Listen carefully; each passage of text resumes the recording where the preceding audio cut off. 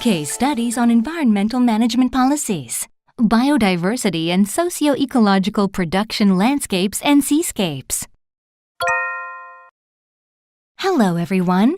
Have you ever heard about biodiversity and socio-ecological landscapes? Today, we are going to learn about socio-ecological production landscapes and seascapes.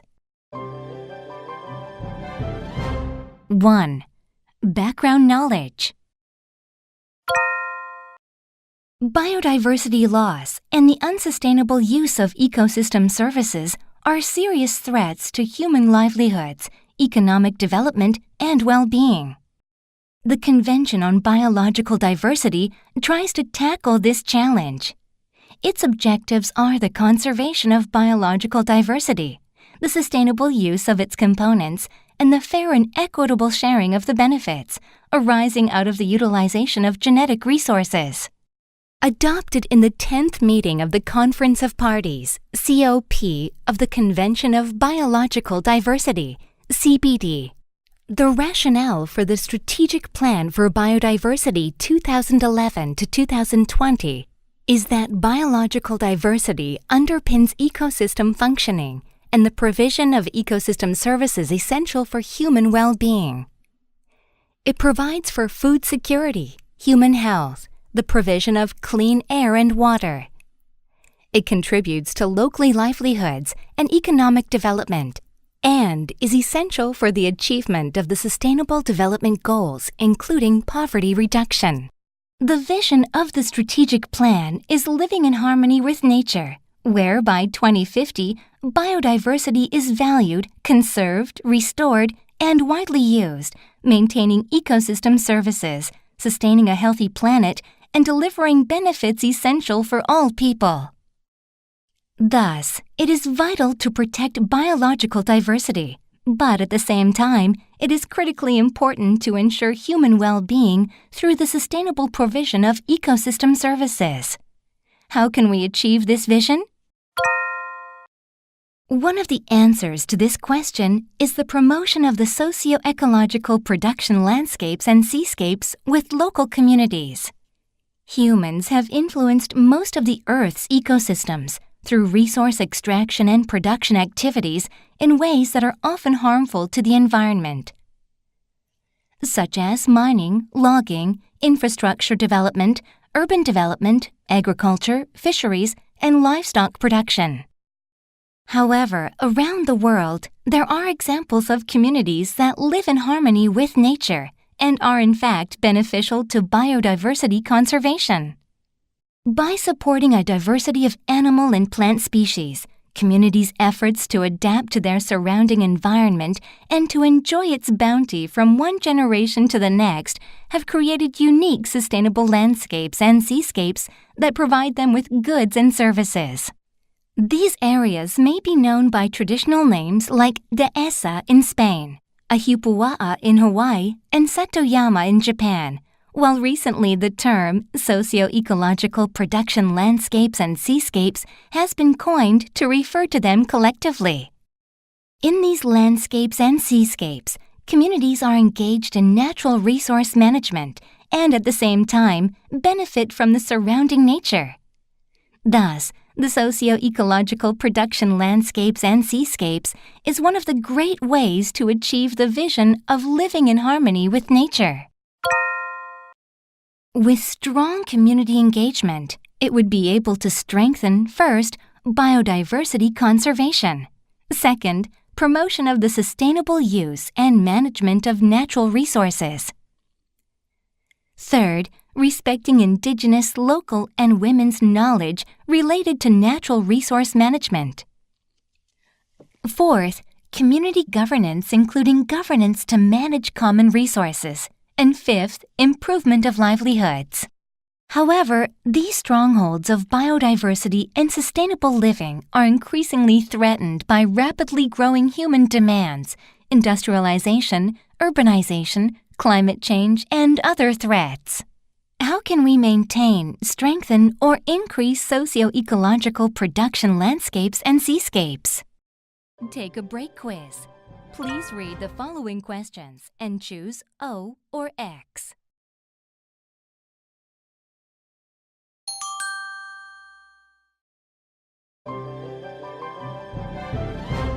2.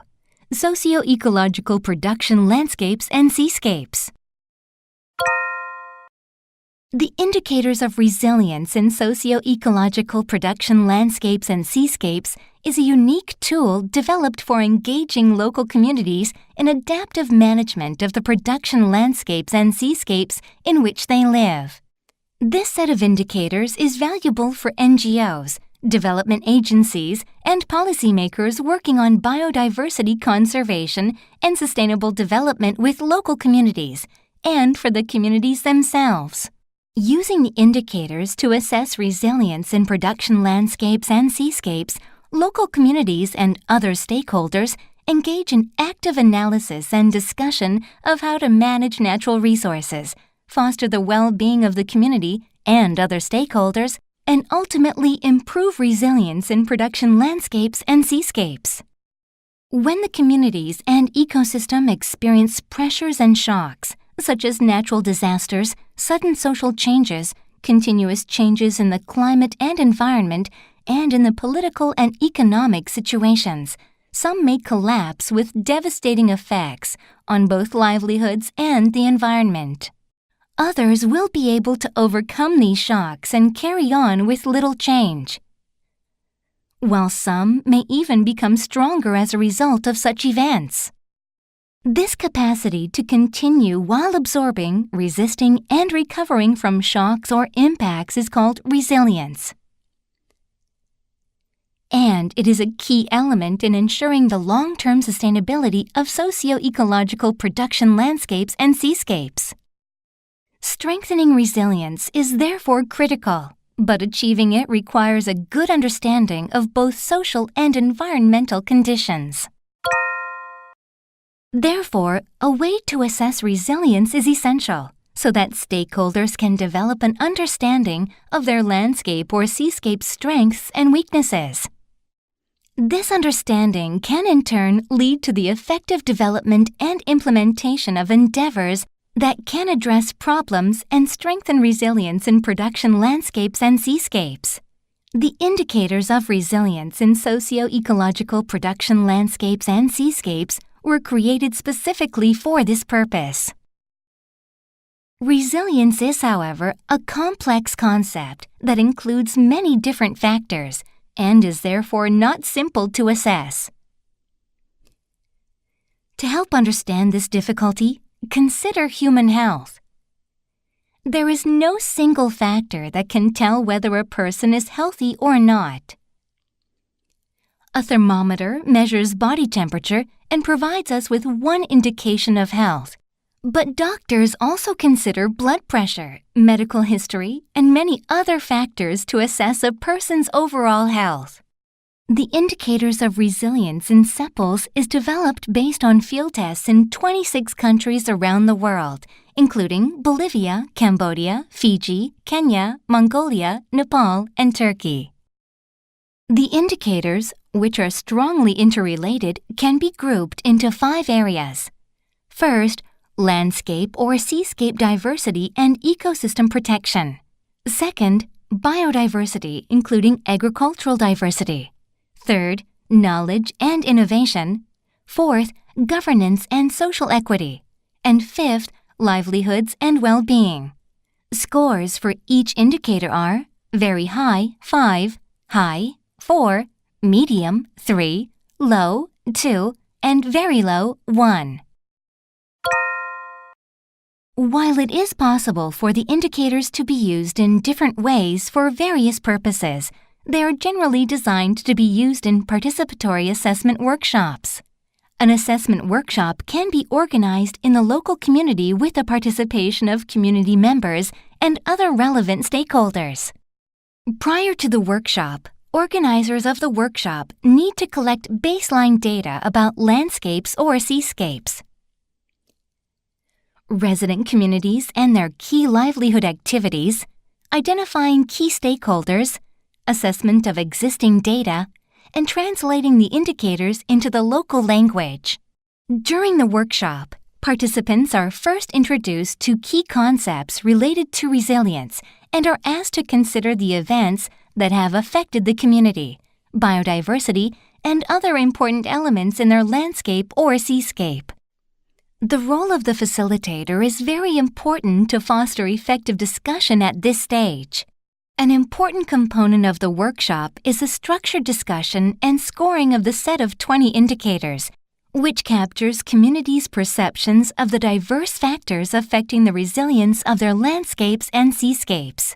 Through assessment of resilience in sepals, communities would be able to share their perception and have a common understanding of the status of their landscapes and seascapes' resilience among different stakeholders of the communities. Since production landscapes and seascapes are units that communities identified as an area to support their livelihood activities, this process is one of the ways to consider the practical steps to strengthen the resilience of communities and promote the sustainability of the communities. Depending on the time available and the preferences of the workshop organizers, it is possible to also gain information and report on the perceived trends for each of the indicators. Once all of the indicators have been discussed and scored by the participants, they are then plotted onto a graph so that it is easy to visualize in one place the areas of strengths and weaknesses in the community and its landscape or seascape. Community members and other stakeholders participating in the workshop can discuss and make plans towards improving resilience. For example, in Agua Blanca, Ecuador, the participants selected the indicators on sustainable management of common resources and biodiversity-based livelihoods as priority discussion topics, as these were seen as places with the most room for improvement and opportunities for innovation. From these discussions, the community decided to take action on, first, updating the landscape management plan to include more reforestation activities, and second, identifying new marketable products that can be made in the community. They also discussed who would lead and implement the activities, and who were potential allies and supporters for each action plan. 3. Case analysis. The resilience assessment workshops in Tavuni Island, Fiji, identified action plans in their agricultural activities, including the reduction of pesticide. Also, with sustainable agriculture and fisheries, they discussed revitalizing their traditional knowledge. In Fiji, 2 resilience assessment workshops were held in the villages of Lavina and Korovo, with participants from 4 villages in the Boma National Heritage Park on Tavuni Island, which is Korovo, Lavina, Vidawa, and Waitapu. In the workshops, local community members on Tavuni Island, Fiji, were able to identify possible actions to strengthen the resilience of their landscapes and seascapes. The Boma National Heritage Park includes strict conservation areas known as the Nature Reserve, from which communities cannot take anything, which covers about 15,000 hectares of rainforest, and the Forest Reserve, from which communities can take natural resources for their subsistence. All 4 villages are located along the coast, and most of the villagers are involved in both agriculture and fishing. Thus, villagers' awareness of the connectivity between different components of the landscape and seascape is relatively high.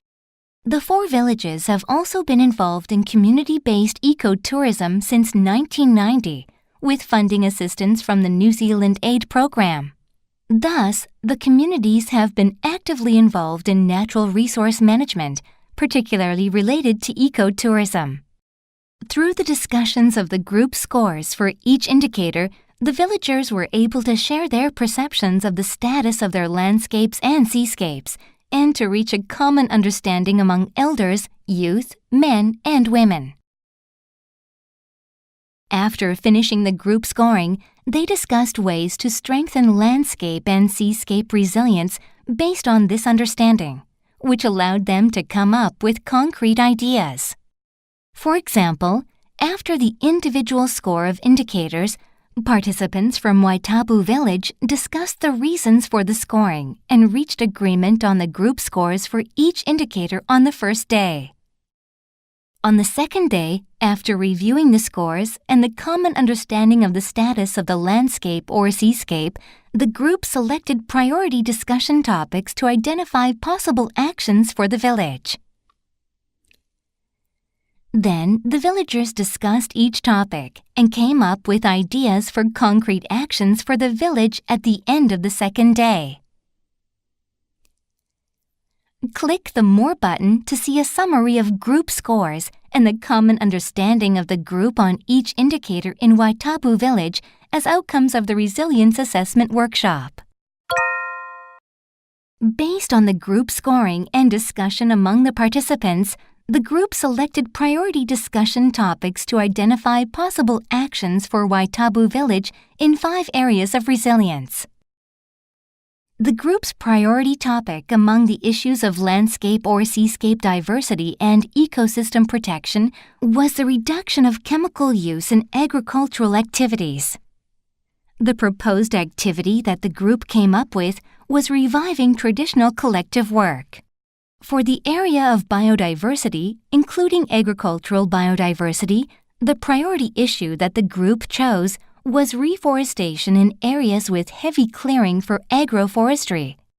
And proposed activities from the group were to organize village meetings where the village chief and elders can tell the community about the importance of reforestation in areas with heavy clearing for agroforestry.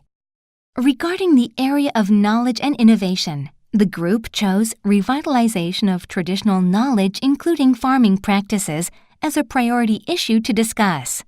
Proposed activities from the group were the revitalization of traditional knowledge, including farming practices, more knowledge between elders and youth to share knowledge, documentation of traditional knowledge, and traditional farming, including planting not only taro and kava, but also other products.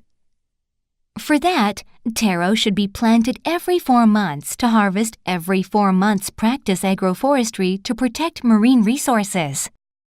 Related to the area of governance and social equity, with strong ties to the land and natural resources and their management through community-based organization, most of the villages on Tuvuni Island, Fiji, scored very high in governance and social equity.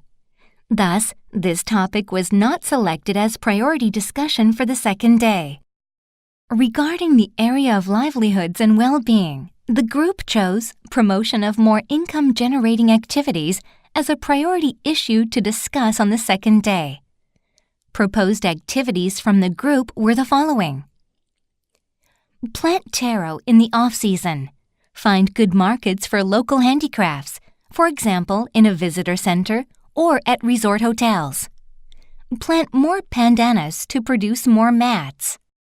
On Tuvuni Island, Fiji, the assessment of resilience in CEPEP with local communities helped to develop concrete action plans for priority areas in landscape or seascape diversity and ecosystem protection, biodiversity, knowledge and innovation, and livelihoods and well-being in order to strengthen the resilience of the areas. On Tuvuni Island, Fiji, the assessment of resilience in CEPEP with local communities helped to develop concrete action plans for priority areas in landscape or seascape diversity and ecosystem protection, biodiversity, knowledge and innovation, and livelihoods and well-being in order to strengthen the resilience of the areas. Through the assessment workshops, the villagers on Tuvuni Island were also able to re-recognize and share their perception regarding the values of natural resources, traditional and local knowledge, the role of community organization, and challenges that they are facing. Having common understanding among key stakeholders in communities was the crucial first step to develop and implement further action plans in communities. Lessons learned from Fiji's experience is that the Resilience Assessment Workshop and discussion were great ways to empower communities through recognizing what they have in a community, sharing challenges they are facing, and thinking about what they can do to improve the situation. The case study in Turkey highlights how the indicators can be used for empowering local communities in the management of their landscapes through the formulation of participatory landscape and seascape strategies to guide community-level interventions to enhance resilience and sustainability. Through the COMDEX program, the UNDP is encouraging a highly participatory and inclusive approach to the formulation of landscape and seascape strategies built around a community-driven vision. The project site, Datsa and Bozburun Peninsula, is recognized as a key biodiversity area, as it represents one of the most pristine lowland forest and coastal landscapes among the Mediterranean key biodiversity areas. The targeted area spans 247,700 hectares and includes the peninsula and its surroundings, with a northward extension covering the rich marine habitats of Gokova Bay. It is a diverse hilly landscape with harbors and bays along its coasts. The steep cliffs prevent the expansion of the road network to some extent and provide patches of habitat for wildlife. About 90% of the Datsa-Bozburun Peninsula is protected as natural parks, wildlife reserves, and natural and archaeological sites, as well as 6 no-take zones and 2 special environmental protection areas. However, Datsa-Bozburun is at risk of losing its valuable protected status, which to date has reduced threats to the landscape. The workshop progressed in 2 steps. In preparation, participants were selected and stakeholders were identified. Data was also collected. In the progress stage, characteristics of workshops were decided and action plans for land and seascape were planned. In the preparation stage, with data collection and stakeholder identification, the team of experts supporting the baseline assessment prepared information regarding the status of conservation and livelihood activities in the area, taking into account the continuous decrease in populations of vulnerable Mediterranean species. Before the Resilience Assessment Workshop, the team conducted a literature review assessment of local capacities, site visits, and consultations with local stakeholders. Local stakeholders representing local villages, municipalities, and city councils, cooperatives and unions for agriculture, fisheries, tourism, and infrastructure, individual farmers, fishermen, hotel owners, tourism operators, animal keepers, and local residents, local and national protection-oriented NGOs working on nature conservation and agricultural biodiversity, and local academics researching marine protection were identified. For the selection of participants, 3 workshops were held on the peninsula in order to maximize key local stakeholders' participation. In total, more than 70 stakeholder representatives from 17 target communities were involved in the workshops. Only representatives of local cooperatives and communities, mostly men, were invited to these workshops. Although, if time and conditions allow, additional house visits to women are strongly advised to overcome gender barriers in such cases. Prior to the workshops, participants were asked to mark important assets, values, threats, and conflict areas by sticking notes and photos onto a map of the landscape. The composed map not only provided valuable information on key characteristics of the area, but also underlined sensitive areas of interest, problems, opportunities, and threats. Based on these information from the stakeholders, the poster, Challenges and Solutions to Enhance the Resilience of the Datsa-Bozburun Peninsula Socio-Economic Production Landscape and Seascape was produced during the assessment process. It is used as an educational tool for local communities and for building awareness among visitors to the area. The left side of the map simulates the interactive mapping exercise held during the assessment. Based on the interactive mapping exercise and indicator assessment, local communities identified threats and problems in the areas. They found that, as a result of increasing development pressures such as urbanization, pollution, and habitat destruction in terrestrial and marine ecosystems, the degradation level of the landscape is increasing. Important problems highlighted in the problem tree analysis included a loss of local agricultural products such as fig and mastic, abandonment of traditional fishing and diving practices in favor of conventional products with higher profit margins, destruction of valuable forests, and decreasing wildlife populations. Literature also shows that populations of vulnerable Mediterranean species continue to shrink despite protection status. In the Landscape Strategy and Action Plan stage, the series of consultations undertaken in Datsa Bosporun provided a snapshot of the current situation of the landscape from the perspective of key stakeholders. In addition, a landscape-level perspective was very helpful for local communities to have an opportunity to visualize how their actions affect the landscape and how those actions link together. The process generated a list of values, opportunities, and threats. With these consultations, stakeholder representatives developed the landscape strategy with 4 desired outcomes. First, to improve and/or maintain ecosystem services by strengthening participatory land use planning and management practices.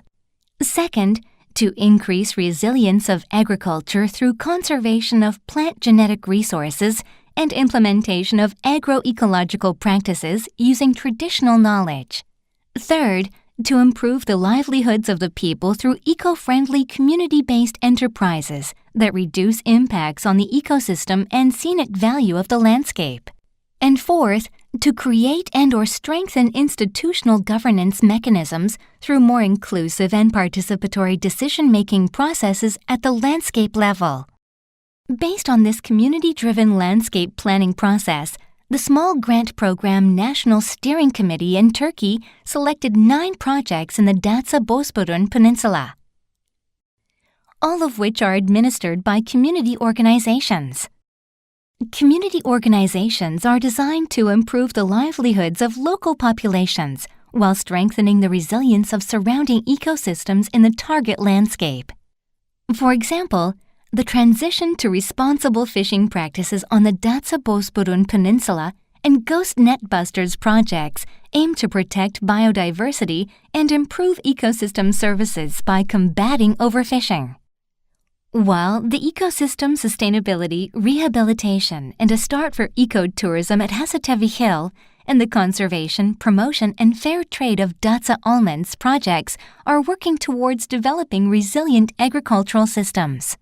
Stakeholder-driven planning processes and the practical application of the indicators based on community perspectives were effective tools for reaching common understanding of threats and solutions, and for defining strategies to enhance CEPEP's resilience through community-based activities in Turkey.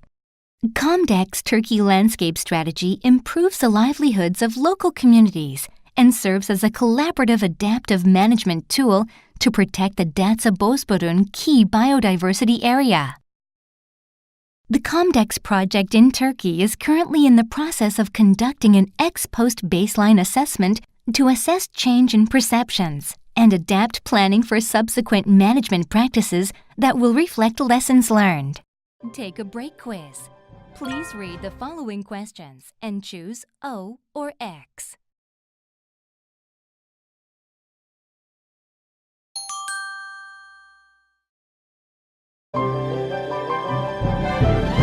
Four. Conclusion. Through the participatory resilience assessment in production landscapes and seascapes, local communities and other stakeholders engage in active analysis and discussion of how to manage natural resources, foster the well-being of the community and other stakeholders, and ultimately improve resilience. Indicators can help to better understand resilience and socio-ecological production landscapes and seascapes. Develop and implement resilience-strengthening strategies. Enhance communication and collaboration among stakeholders. And empower their decision-making processes and management approaches. The results of the assessment support communities and participatory resource management and planning processes by helping to understand current conditions, track trends, and identify priority areas for action in order to support community and participatory resource management and planning. The indicators can continue to be used for regular monitoring and evaluation, which supports subsequent assessment and updates to resource management strategies.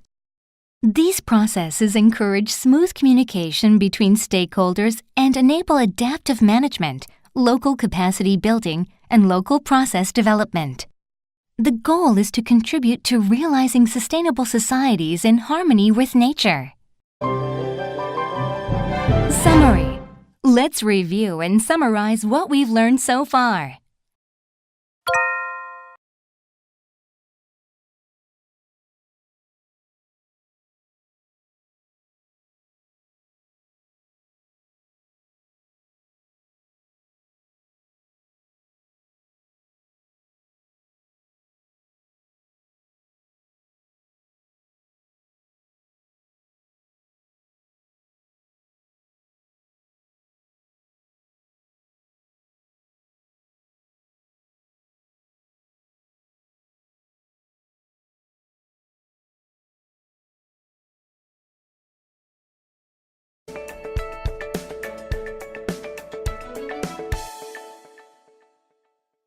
We learned about biodiversity and socio-ecological production landscapes and seascapes this time. We will learn about discovering resilience out of disaster, the recovery of Higashi Matsushima City next time. Goodbye!